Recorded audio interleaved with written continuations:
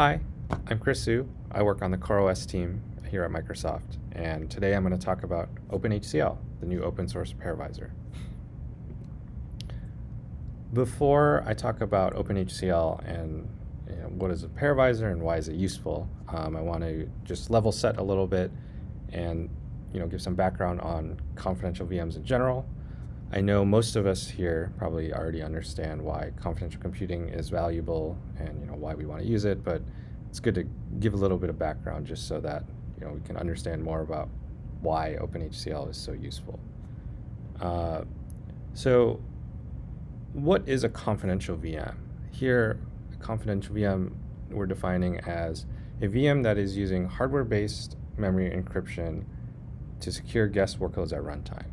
So these are technologies like AMD SEV SMP, Intel TDX, ARM CCA, and these all provide a mechanism to run a guest that has its state fully encrypted from the host, so the host can't access it. Additionally, a confidential VM, we can attest the state of the guest before releasing secrets to that guest, right? This is done via launch attestation, etc. So why would we want to use a CVM? Mainly to get these new security guarantees for the guest, right? We want to protect as much state as we can from the guest and the guest workload from introspection or tampering from the host, and previously we were unable to do that. In the next few slides, I'll show more about what does a traditional VM look like and what does a confidential VM look like, and what different components are getting protected. And because of this additional protection, we can minimize the software trusted computing base, or TCB, and really limit the things that a guest and guest workload need to trust, right? We're removing the host OS, we're removing the hypervisor, and anything that could be running on the host OS. And because we can attest the state of this smaller TCB, we know that when we release guest secrets to the guest workload, the guest is in a known good state. So here's a picture of a traditional VM. We have the guest OS and the host OS. Here you can see all the different components in a guest OS and host OS, and we have a hypervisor that manages these two different virtual machines that's running on top of hardware. But crucially, because it's not a confidential VM, there's no protection between the host introspecting guest state. This is how traditionally virtualization stack can offer virtual machines by modifying guest state, doing direct memory access, etc., so that we can emulate these different devices and allow the guest virtual machine to communicate with the host and other components. In a confidential VM, the model is different, right? The contents of the guest and the guest state are protected by the hardware, so the host OS is unable to access any of it. So here, you can see that we've drawn this box around the guest OS, the guest virtual machine, where the host is unable to read or access state inside the guest OS. So, we can't run emulated devices, we can't do direct DMA, and so we have to put those things somewhere else. Like if we want to offer a TPM, it needs to be offered within the guest with this thing we call a Paravisor. And you can see how much we can shrink the trust base of the guest as well. The guest no longer needs to trust the whole host OS, the hypervisor. It just needs to trust its own OS, which it had to trust before, and now this smaller component we're calling the guest Paravisor. So what is this Paravisor thing that we talked about before? It's a firmware component that runs inside the guest at a higher privilege level. To be specific, on, let's say, AMD SMP, this is VMPL0, and on TDX with partitioning, this is the L1.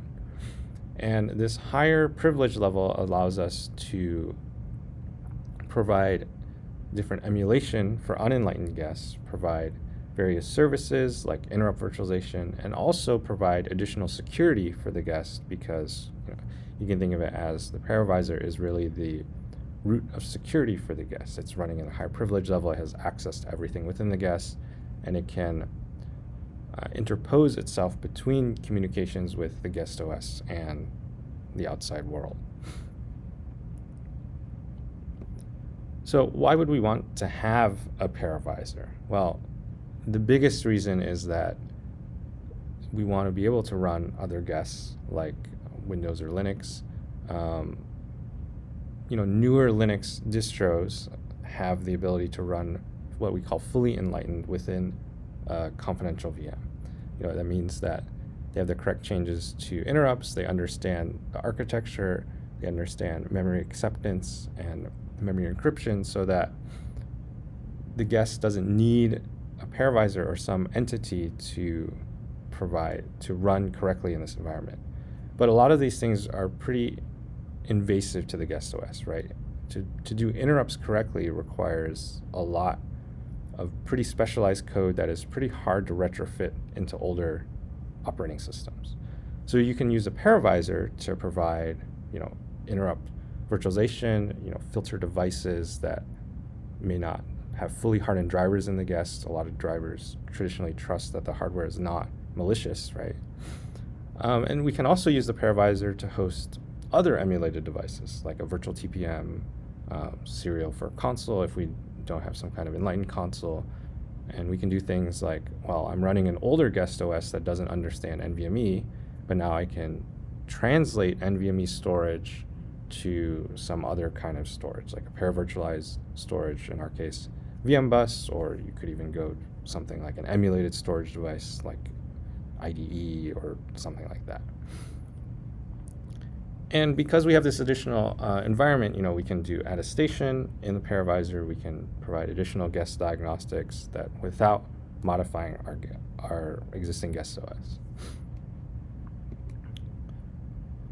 So previously at OC3, some of my colleagues presented on Microsoft's first Paravisor. We talked about confidential computing and how Azure thinks about confidential computing.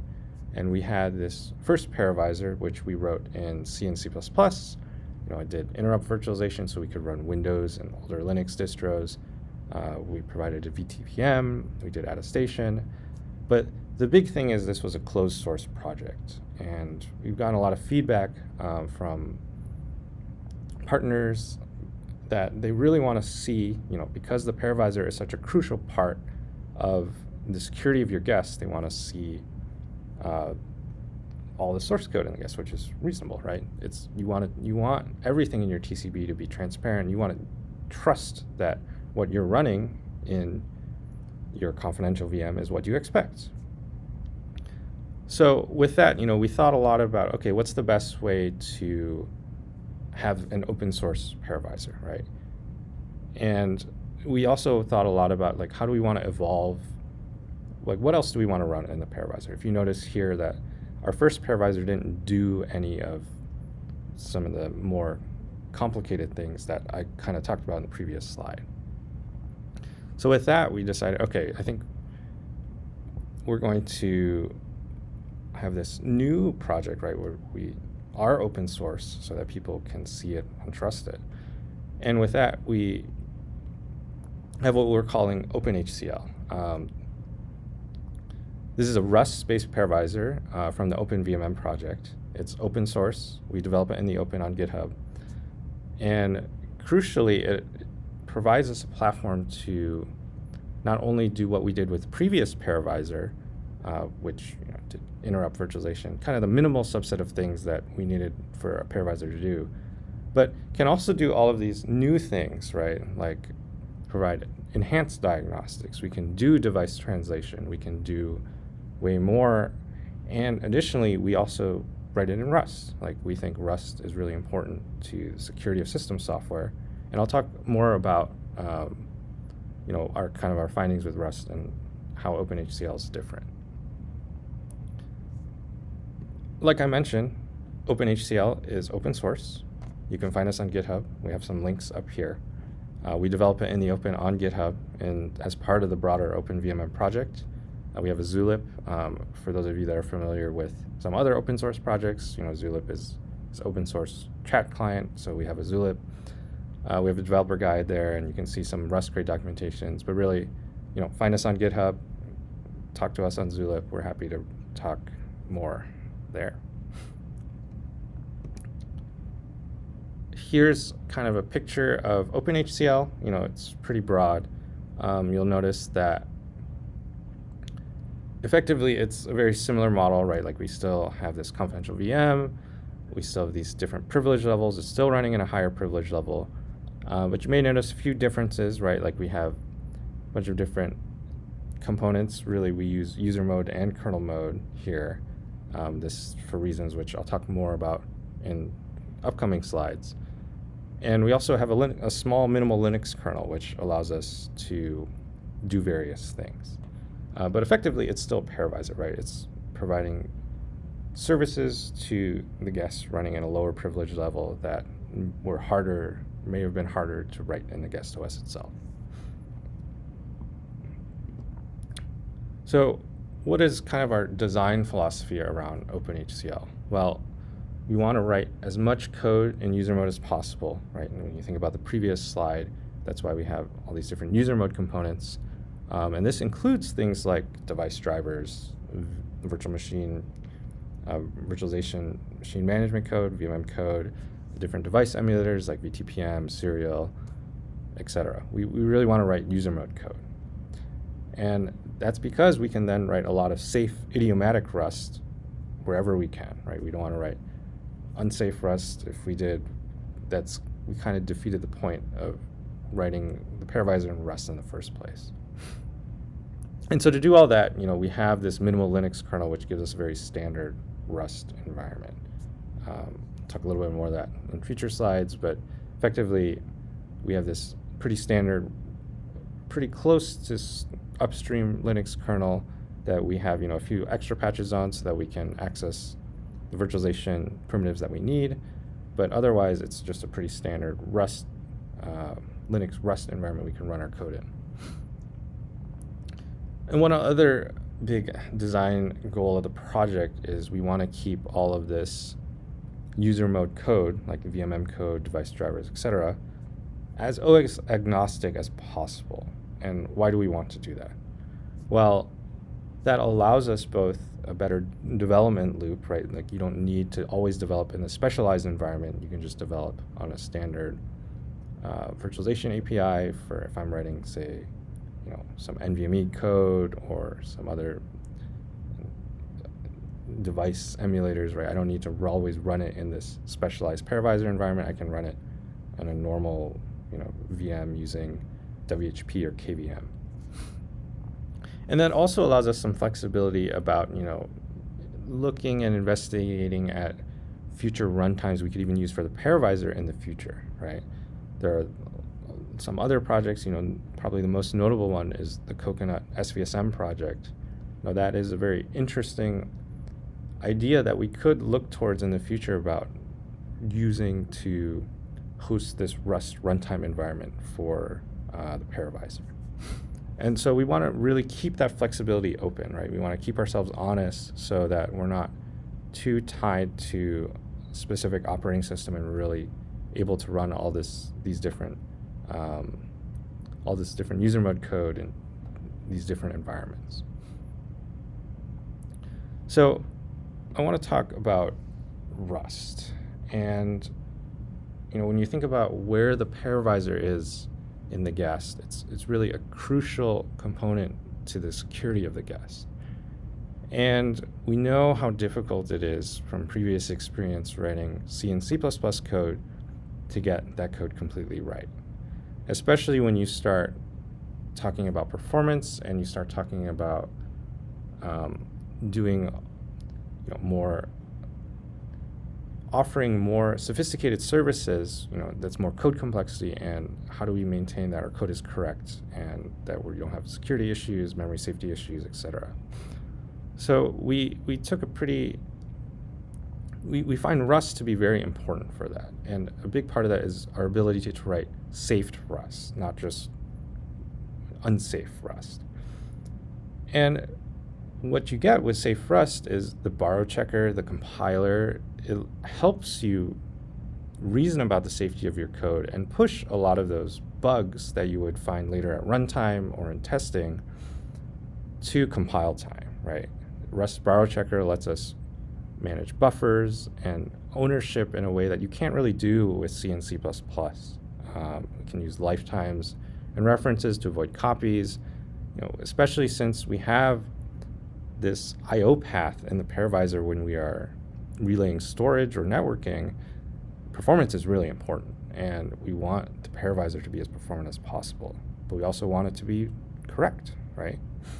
We can't let the Paravisor compromise the safety of the guest. So all these different parts of Rust, like the borrow checker, different traits, the type system, these all allow us to write safe code where we are much more confident about the correctness of our code and that we're not writing vulnerabilities. And for those of you that are familiar with Rust, Rust has this way to write unsafe code, and this is a way to tell the compiler that, hey, I know what I'm talking about. I need you to trust me, the programmer, that I'm doing the right thing because I need to implement something that falls outside of Rust's normal safety rules. And so in our project, we take really, really great care to make sure we only limit unsafe code to what we absolutely need. So we limit to specific files, specific crates. Those are libraries in Rust terminology. And we really have a very small amount of unsafe code in the Paravisor. This is actually this 1,400 unsafe blocks is in the whole project, not just the Paravisor. But you can see we really limited unsafe code to really what we think is the absolute minimum of what we need. And that's great. That helps us, most developers don't need to worry about these additional rules around unsafe code and these additional safety guarantees you need to maintain. You can rely on the compiler and everything to verify the correctness and safety of your code. We also find that Rust is much more productive for us, right? Rust has a pretty standard build tooling and library ecosystem. Cargo is the standard build system. Crates.io is the standard place to get libraries. And this allows us to both incorporate upstream crates that are high quality. Zero copy and tracing are two really important crates that we use. But also for prototyping, we can say there's this crate that looks like it does what we need. We can go ahead and pull that in, and we can decide later, okay, are we ready to accept that as a real dependency, or do we need to vet it a little bit more, maybe contribute fixes back or write something else. Additionally, you get a lot of modern language features like the trait system, the type system, references, async, and we use all of these to really be a lot more productive than we have previously. And you get a lot more modern tooling with the compiler, like I mentioned, and tools like Rust Analyzer, which I want to call out, which are super helpful when you're writing Rust code.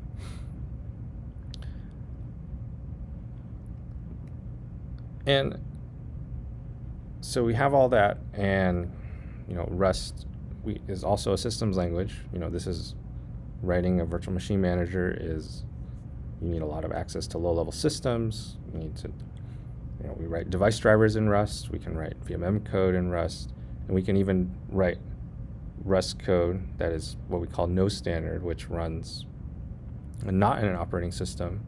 Not pictured here as the boot process, but we do have this no standard boot gem. And so Rust Power lets us write all of these. We don't need to use a different language. We don't need to write C. We can just write everything we want in Rust to get the safety of the compiler, take advantage of the compiler, and it gives us the power to do what we need it to do. But we can also fall back to calling different OS APIs like C APIs if we need to, and even assembly. So we have that flexibility, and Rust gives us that flexibility. So I've talked a lot about safety and productivity, but obviously if Rust was not performant in this resource-constrained environment, it wouldn't be successful for us. But Rust gives us the power to, gives us the performance that we need on top of all these safety guarantees, right? Think about where the Paravisor is running. It's not running on the host. It's running inside the guest. It's using the same memory that the guest is using. Any memory we use for the Paravisor is memory we can't give to the guest OS and the guest workload. Any CPU time we take is taken away from the guest workload. So we're heavily incentivized to keep the environment as lean and as fast as possible. And Rust allows us to really write that safe, high-performing code and do these complex things like, the performance we need to be on the I/O hot path without compromising on safety. For any of those that have written C and C++, that's very difficult to write correct C and C++ in a multi-threaded environment where performance is really important. One thing I just want to call out is, I won't talk about it more here, but we do use Rust async to give us even more flexibility around runtime with user mode scheduling, because we want to write as much of our code in user mode. And Rust as a language has given us the power to both be safe and performant, right? Which is ultimately what we want. So you might have noticed it's multiple slides ago that we use Linux. And why do we use Linux? Well, I just talked about why we want to write Rust, but crucially for Rust, we want to write standard Rust code. And what does that mean? That means that Rust has this concept of no standard and standard. Standard means you're running within the context of an operating system. You have access to file systems and threading, etc. Whereas no standard means you're a freestanding binary. You don't have an operating system that you can call for, say, networking or threading or synchronization. And the key point is that no standard Rust, while powerful, is difficult to code in. You don't have all these different services that an operating system would normally provide. So you kind of have to write it yourself. Rust as a language is still kind of stabilizing a lot of things around no standard. So we took a bet that, hey, we want to write standard Rust code. It's easier for the vast majority of developers, even in the operating system space, to write standard code. So Linux really gives us that ability to do that.